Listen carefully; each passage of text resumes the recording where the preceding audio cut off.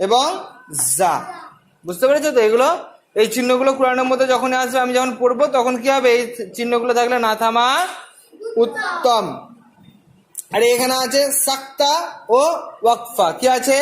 সাক্তা ও ওয়াকফা। এই চিহ্নগুলো আসলে একটু ভালো করে লক্ষ্য রাখতে হবে। এই চিহ্নগুলো যেখানে আসবে আমার কি, সাক্তা ও ওয়াকফা, এই চিহ্নগুলো যেখানে আসবে সেই চিহ্নগুলো কি হবে, আওয়াজ থামলেও, আওয়াজ যদি ধরে নাও থেমে যায়, তাতেও কি নিঃশ্বাস বন্ধ রাখা যাবে না, মানে নিঃশ্বাস বন্ধ হবে না, বরং নিঃশ্বাসকে ধরে রাখতে হবে।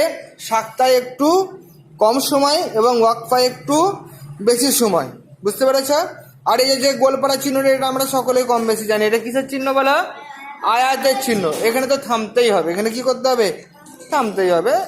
বুঝতে পেরেছো? মানে থামা যাবে একদম। কিন্তু এই যে চিহ্নগুলো আছে এগুলো একটু ভালো করে মনে রাখতে হবে বা খেয়াল করে পড়তে হবে আমাকে। যদি খেয়াল করে না